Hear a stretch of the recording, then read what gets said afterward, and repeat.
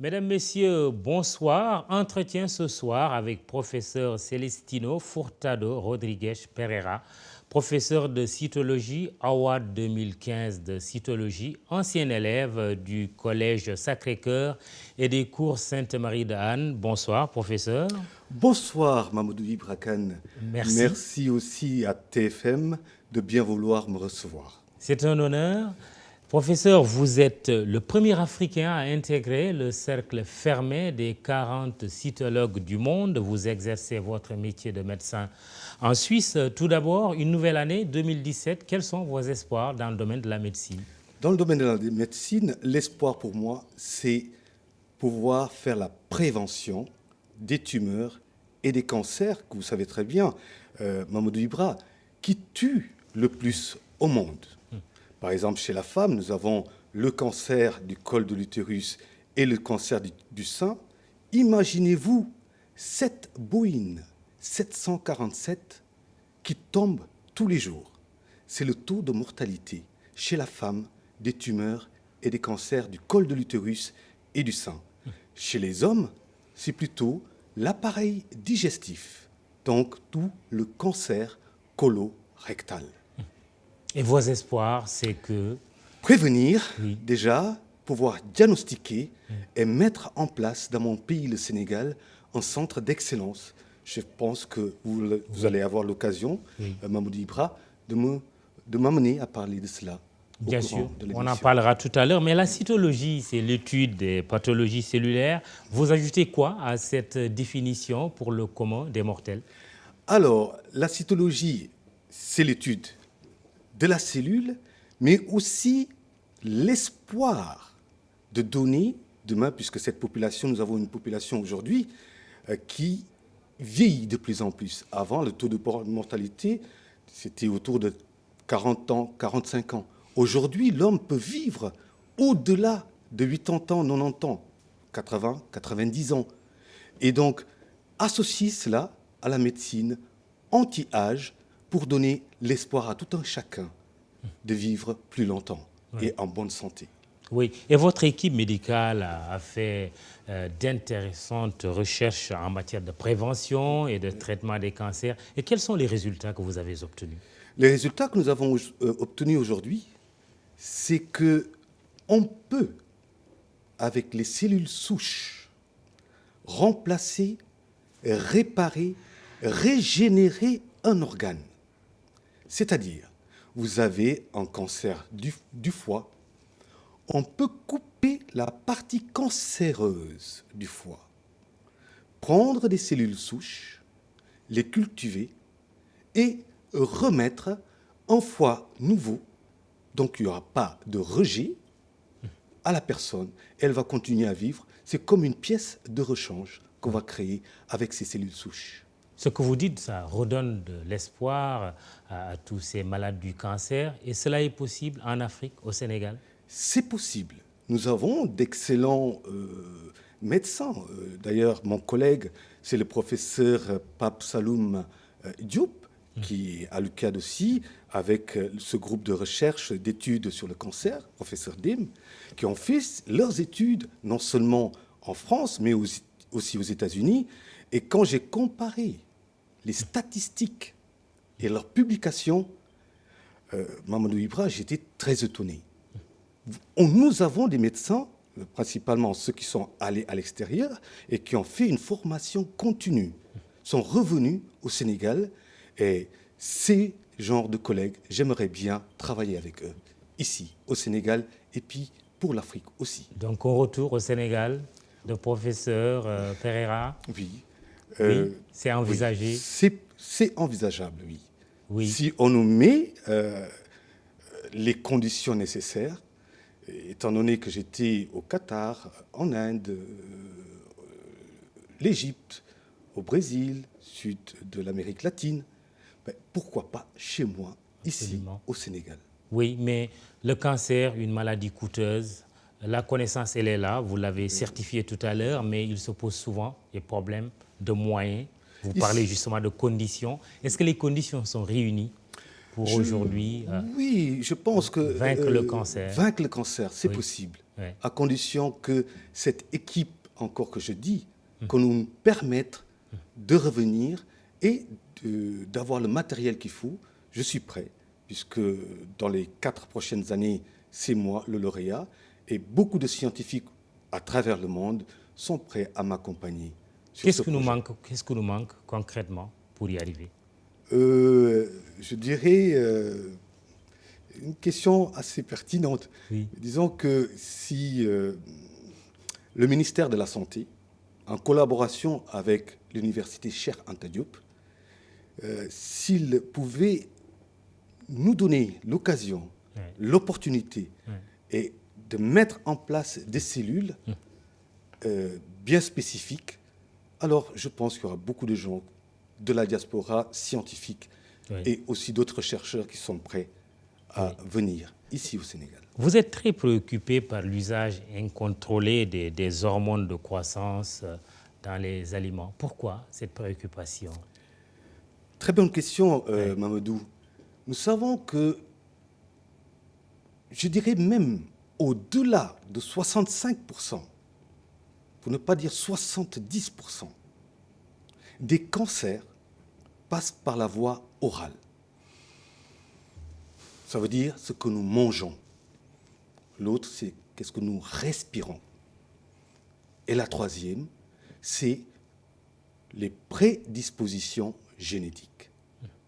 Donc, ce que nous mangeons,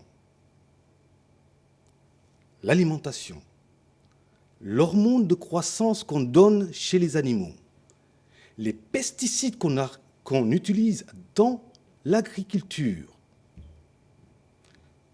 Je pourrais ajouter encore la pollution de l'air. Je pourrais ajouter encore tous ces déchets toxiques qu'on jette dans un fleuve ou dans un lac. Et tout ça va se retrouver dans notre corps. Nous avons, j'ai vu, on en discute encore, un taux d'ulcère. Dans chaque famille que vous rentrez, Mamadou Ibra, ici au Sénégal, vous avez 1 à 2 personnes qui souffrent d'ulcère. Après l'ulcère, c'est quoi? C'est des maux de ventre. Si on cherche plus loin, c'est un cancer du côlon, un cancer du tube digestif. Et vous dites quoi? Retournons à l'alimentation bio. Je dis, retournons à l'alimentation bio. Retournons au thierry lalo. Retournons à cette pêche le soir. Manger un poisson bien grillé, accompagné d'une bonne petite salade, votre tomate, l'ail, l'oignon, un peu d'huile d'olive, mais n'ajoutez pas, c'est, comme vous dites chez vous, le saf-safal. Ouais. C'est Qui tue. Qui tue. Ouais. Mais, Mamadou Ibra, regardez, un cube magie, vous le mettez au soleil durant 1 mois, 2 mois, 3 mois, ça pourrit pas. Ça pourrit pas. Et donc, quel effet ça va faire dans votre corps? Quel effet? Désastreux, un effet désastreux. Exactement. La médecine traditionnelle, dites-vous, est la base de la médecine moderne. 90% des médicaments que nous utilisons aujourd'hui étaient déjà connus de l'Égypte ancienne. J'ai fini de vous citer. Pourquoi alors l'Afrique est le berceau de presque toutes les maladies et enregistre le plus grand taux, fort taux de mortalité? Tout simplement, si je veux être très direct, vous avez des lobbies derrière. Ah oui. C'est déjà de 1, ceux qui veulent vendre leurs médicaments, de 1. De 2, entendons-nous pour mettre en place un laboratoire d'analyser dans chacun de nos arbres, il y a un secret. Dans le baobab, il y a un secret. Dans le kinkiliba, il y a un secret. Dans le citron, il y a un secret. Dans l'ail, l'oignon, il y a un secret. Donc, dans l'acajou, il y a un secret. Le darkassé, il y a un secret. Mais pourquoi pas pouvoir doser, les mettre en sachet et regarder exactement quels sont les sels minéraux qui sont là-dedans? Quelles sont ces propriétés de la médecine qu'on peut trouver là-dedans. Puisque j'ai remarqué, vrai, que la plupart des médicaments qu'on revient nous vendre, ces produits-là se retrouvent bel et bien chez nous en Afrique. Et s'y ajoute le médicament de la rue. C'est le problème des médicaments de la rue, Ouais.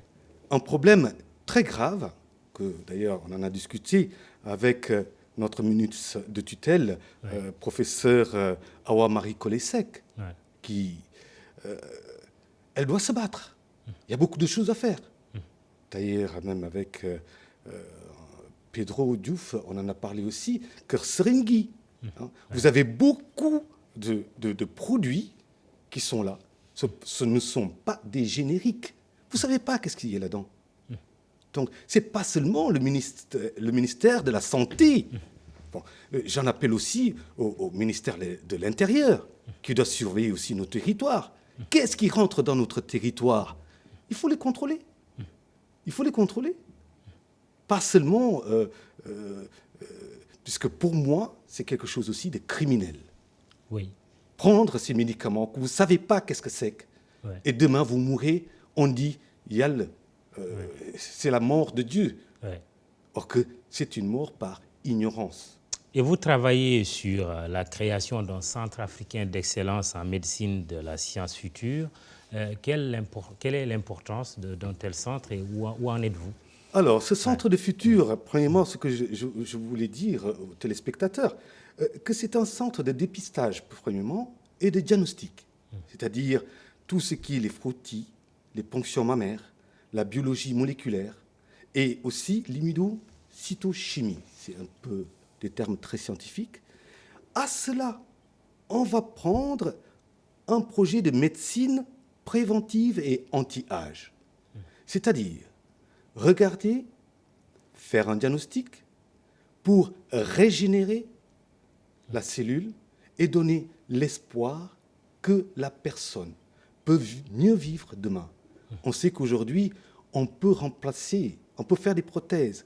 Et même au niveau d'un AVC, même quelqu'un qui a eu une crise cardiaque, on peut remplacer le muscle, la cellule, le muscle qui est défectueuse. Où en êtes-vous? Très loin même. Et ce centre va ouvrir quand et où? Je l'espère, Ouais.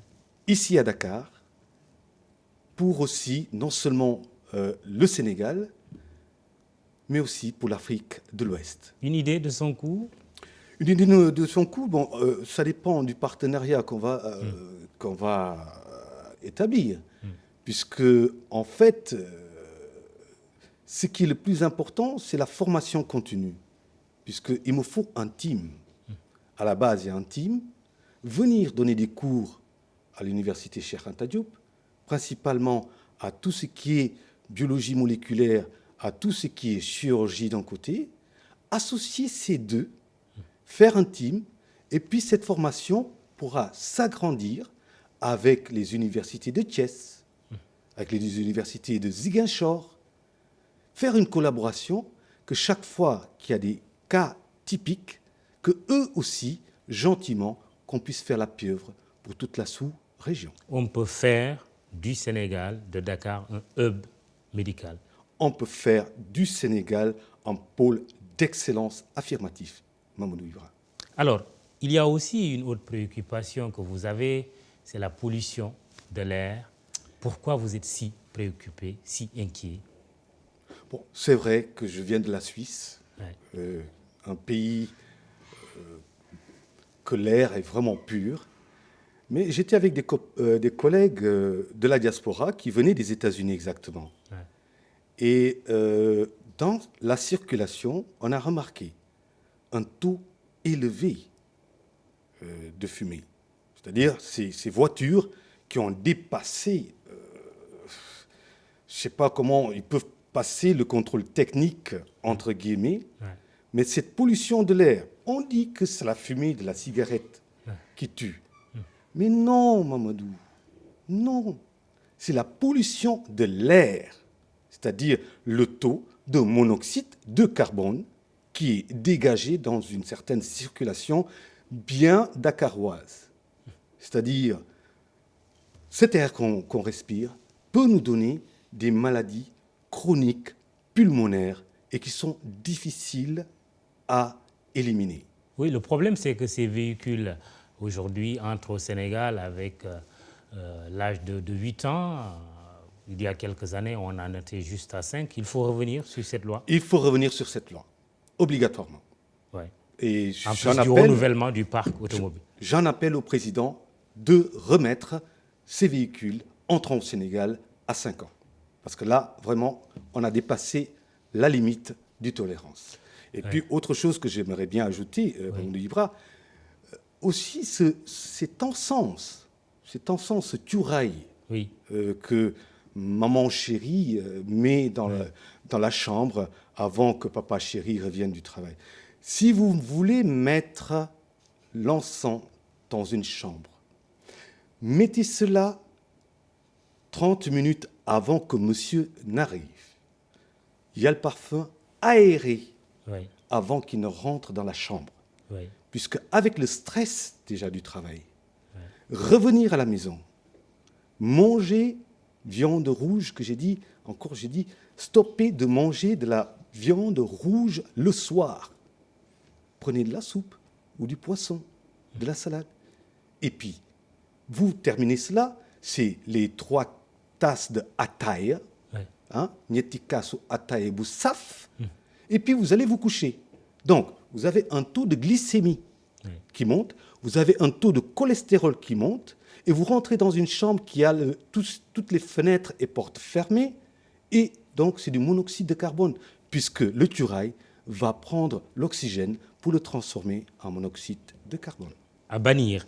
Dernière chose, professeur, lors de votre consécration comme lauréat 2015 de l'Académie internationale de cytologie au mois de mai 2015 au Japon, vous n'avez pas senti la présence de votre pays en dépit de vos nombreuses tentatives à un certain niveau. Cette maldonne a été corrigée, réglée, c'est derrière nous. Je pense que le DG du ministère de la Santé et aussi professeur Awamari Kolesek m'a dit ne remuons pas le couteau dans la plaie. Donc, je pense que ça a été réparé et elle m'a reçu dans son bureau. On a bien parlé et je pense pour une bonne collaboration future et fructive, je pense que c'est réparé. Surtout que vous n'excluez pas de rentrer chez vous. Mais c'est le rêve de la diaspora, Mamadou Ibra Kane. C'est le rêve de la diaspora. On n'aimerait pas revenir au Sénégal dans un cercueil. On aimerait aussi profiter de la teranga sénégalaise. Et au service de votre pays. Au service de notre pays. Merci, absolument. Professeur Celestino Furtado Rodrigues Pereira. Il est professeur de cytologie Award 2015 de cytologie, ancien élève du Collège Sacré-Cœur et des cours Sainte-Marie de Anne. C'était tout pour l'invité de ce soir. Merci de nous avoir suivis. Demain, rendez-vous avec Antoine Diouf. Excellente soirée.